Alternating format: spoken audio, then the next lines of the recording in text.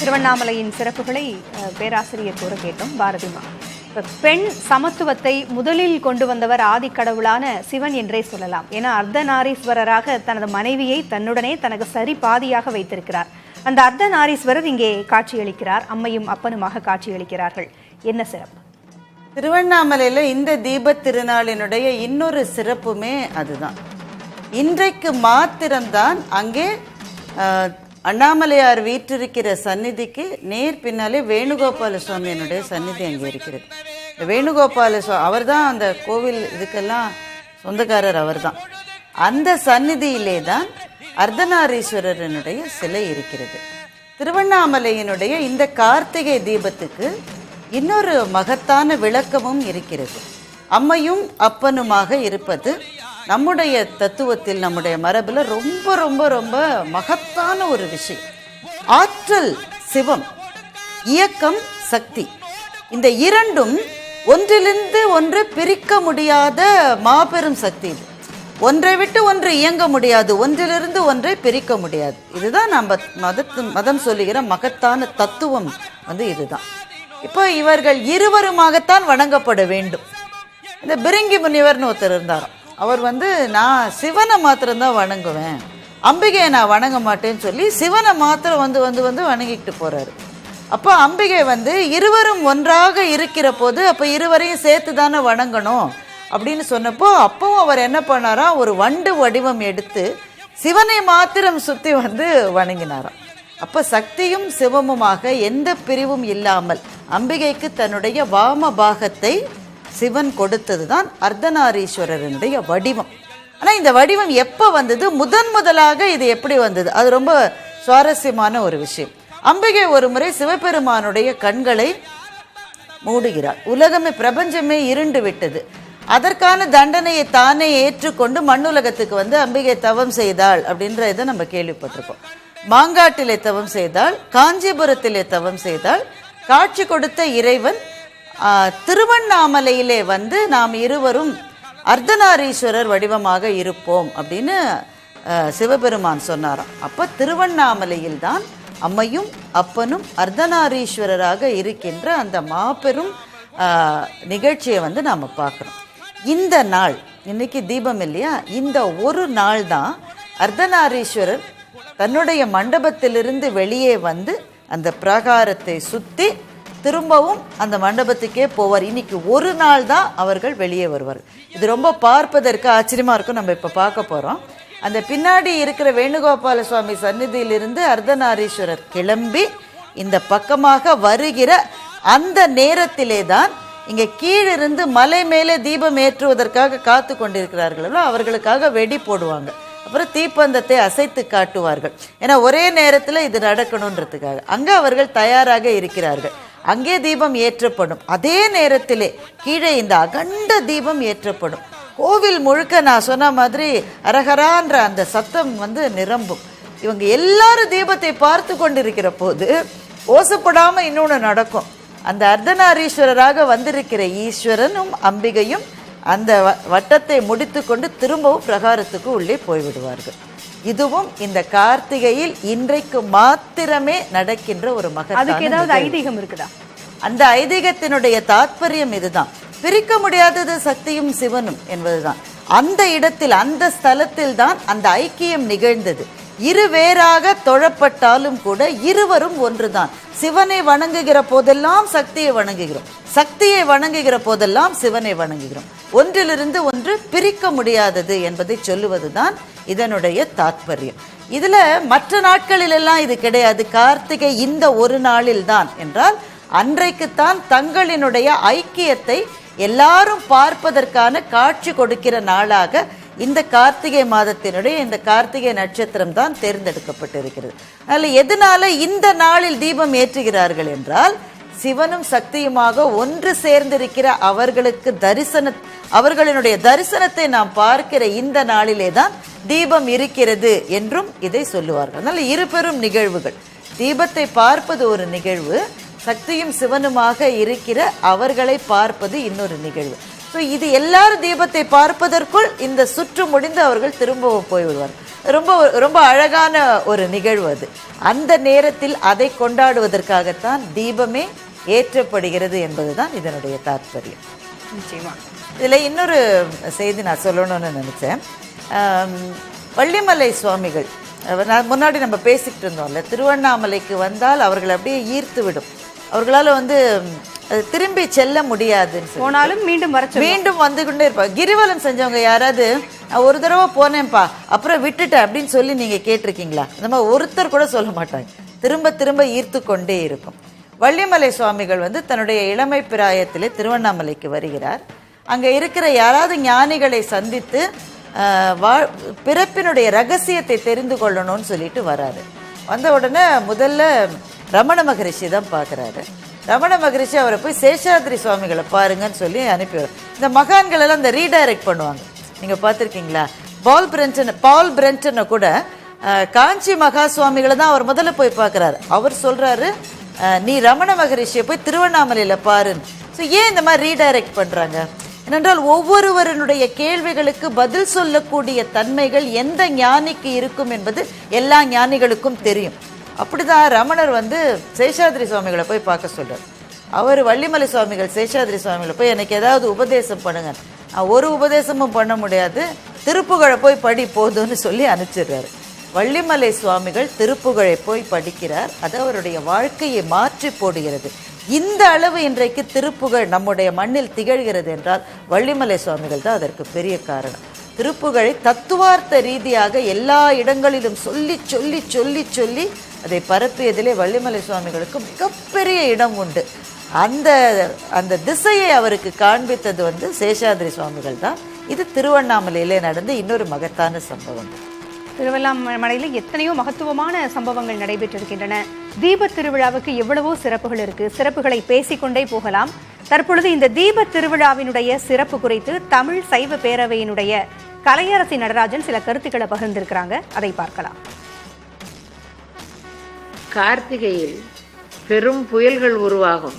இந்த ஆண்டும் அப்படித்தான் புயல்களாக இருக்கிறது. இருப்பினும் கார்த்திகை திருவிழா தடைப்பட்டு போகாது. காரணம், அது தமிழர்கள் வாழ்வில் உயிரோடு கலந்தது. இந்த விழாவை கொண்டாடினால்தான் இந்த ஆண்டு அவர்களுடைய மகிழ்ச்சியை அவர்கள் முழுமையாக அடைந்ததாக கருதுவார்கள். அப்படிப்பட்ட ஒரு அற்புதமான விழா இந்த கார்த்திகை திருவிழா. இந்த கார்த்திகை தீப திருவிழா என்பது கார்த்திகை மாதம், கார்த்திகை நட்சத்திரம், பௌர்ணமி மூன்றும் இணைந்து வருவது. இந்த நாளில் திரு அண்ணாமலையை மலைவலம் வருவார்கள். மலைவலம் வந்து இறுதியாக ஈசான்ய மூலை என்கின்ற இடத்தில் நிற்பார்கள். ஈசான்ய லிங்கம் என்று இறைவன் சிவபெருமானின் 8 வடிவங்களில் ஒன்றாகிய ஈசானிய லிங்கம் என்று ஒன்று இருக்கிறது. அந்த இடத்தில் இறுதியாக நிற்பார்கள். அப்போதுதான் இந்த விழாவின் உயிர்ப்பு முழுவதையும் நாம் காண முடியும். தாயாகி தந்தையுமாய் தாங்குகின்ற தெய்வமாய் நின்று கொண்டிருக்கிறார் சிவபெருமான். அவருடைய பெருமைகளை பாடுவதற்காக பல பேரும் இணைந்திருக்கிறார்கள். பக்தர்களும் திருவண்ணாமலையில் மகாதீபத்தை காண குழுமியிருக்கிறார்கள். சுமதி ஸ்ரீ, சிவபெருமானுக்கான விரத முறைகள் என்னென்ன? சிவபெருமானுக்கு உகந்த விரதங்கள் அப்படின்னு நிறைய உண்டு. முக்கியமா பிரதோஷம், ஒவ்வொரு மாதமும் வளர்பிறையிலும் தேய்பிறையிலும் வரக்கூடிய பிரதோஷ வழிபாடு. இந்த கார்த்திகை மாதத்திலேயே சோமவார வழிபாடு என்பது சிவபெருமானுக்கு உரிய மிக முக்கியமான விரதம். இப்படி சிவபெருமானுக்கு உரிய விரதங்களை எல்லாம் நாம் பட்டியல் எடுத்தால் 3 விரதங்கள் மிக முக்கியமானவை. ஒன்று, மாசி மாதத்தில் வரக்கூடிய மகா சிவராத்திரி. இன்னொன்று, மார்கழி மாதத்தில் வரக்கூடிய திருவாதிரை நட்சத்திரம் அன்றைக்கு வரக்கூடிய ஆருத்ரா தரிசனம். மூன்றாவது, கார்த்திகை மாதம் கார்த்திகை நட்சத்திரத்தில் வரக்கூடிய இந்த கார்த்திகை மகாதீபம். சிவபெருமானுக்கு உரிய விரதங்களில் மிக முக்கியமானது என்றால் மாசி மாதம் வரக்கூடிய அந்த மகா சிவராத்திரியும், கார்த்திகை மாதம் வரக்கூடிய இந்த மகா தீபமும், அதே போல மார்கழி மாதத்தில் வரக்கூடிய திருவாதிரை நட்சத்திரம் அன்றைக்கு நாம் தரிசனம் செய்ய வேண்டிய ஆருத்ரா தரிசனமும், இது மூன்றும் சிவபெருமானுக்கு உகந்த விரதங்களாக மிக முக்கியமாக நாம் கடைபிடிக்க வேண்டிய வழிபாட்டு நெறிகளாக சைவர்களுக்கு சொல்லப்பட்டிருக்கிறது. இந்த திருவண்ணாமலையில் அண்ணாமலையாராக சிவபெருமான் அருள்பாலிக்கிறார். அண்ணாமலைனா என்ன அர்த்தம்? ஒவ்வொரு இடத்திலும் அவருக்கு ஒவ்வொரு பேர் உண்டு. ரொம்ப அழகான திருநாமங்கள் சிவபெருமானுக்கு உண்டு. திருக்கோலக்கா சீர்காழி பக்கத்துல இருக்கு. அங்க சிவபெருமானுக்கு தாளம் கொடுத்தார், அதனால அவருக்கு பேரு தாளபுரீஸ்வரர். இங்க அவருக்கு பேரு அண்ணாமலை. அவருக்கு உரிய விரதங்களில் மிக முக்கியமானது கார்த்திகை மாதம், கார்த்திகை நட்சத்திரத்தில் வரக்கூடிய மகாதீபம். அங்க சிவபெருமான் அண்ணாமலையாராக இருக்கிறாரே, இந்த அண்ணாமலைனா என்ன அர்த்தம்? அண்ணுதல் அப்படின்னா நெருங்குதல்னு அர்த்தம்.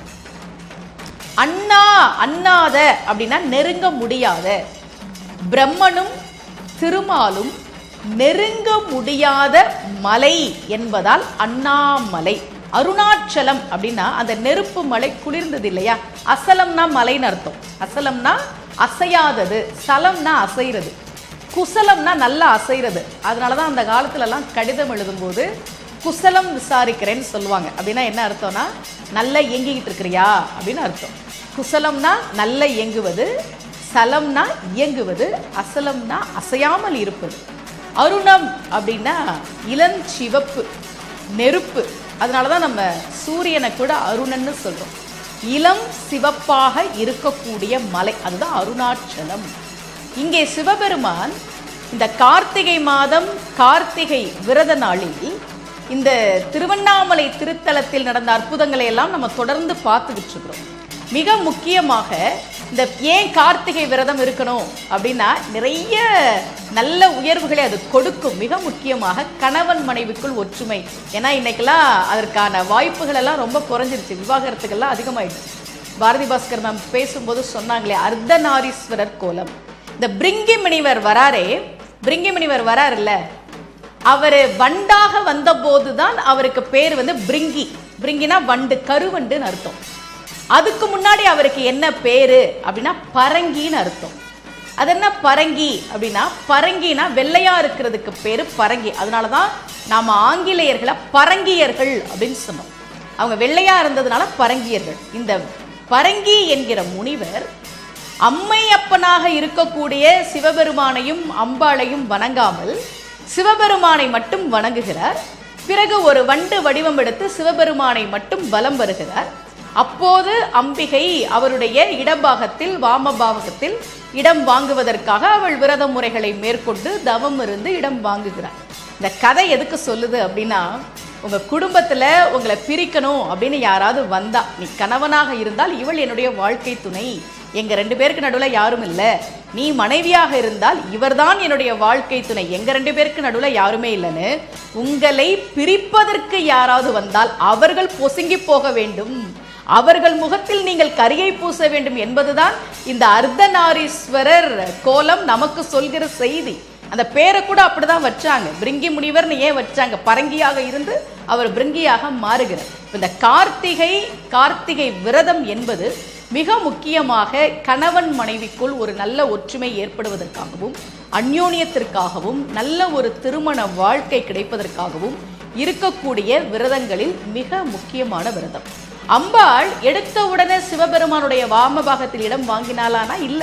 அதுதான் கேத்தாரி விரதம், கேத்தார கௌரி விரதம் நம்ம சொல்றோமே. புரட்டாசி மாதம் வளர்பிறை அஷ்டமி அன்றைக்கு அவள் தன்னுடைய விரதத்தை தொடங்குகிறார். அதை எப்போ நிறைவு செய்யறானா, ஐப்பசி மாசம் அமாவாசை அன்றைக்கு, தீபாவளி அன்றைக்கு அம்பாள் நிறைவு செய்கிறார்.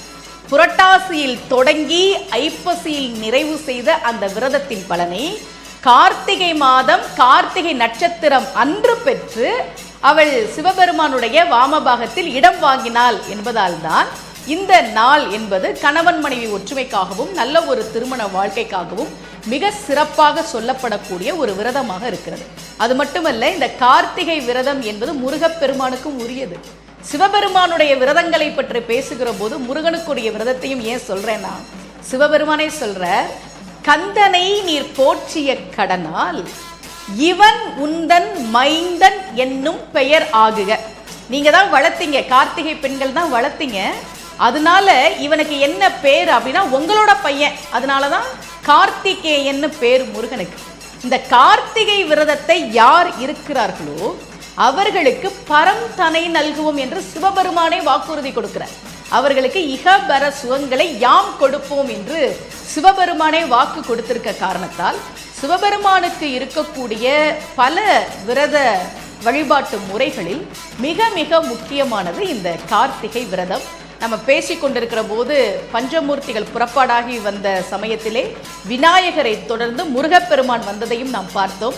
வள்ளி தெய்வானை சமேதராக கம்பத்து இளையனாராக அருணகிரியாருக்கு காட்சி கொடுத்த அந்த முருகப்பெருமானும் தீப தரிசன மண்டபத்திற்கு எழுந்தருளி விட்டார். அடுத்ததாக அண்ணாமலையாரும் உண்ணாமுலை அம்பாளும் வருவார்கள். அதன் பிறகு சண்டிகேஸ்வரர் வருவார். அதன் பிறகு அர்த்தநாரீஸ்வரர் வந்த பிறகு மலையிலே தீபம் ஏற்றுவார்கள். அந்த நொடிக்காகத்தான் நாம் எல்லோருமாக காத்துக் கொண்டிருக்கிறோம். நிச்சயமாக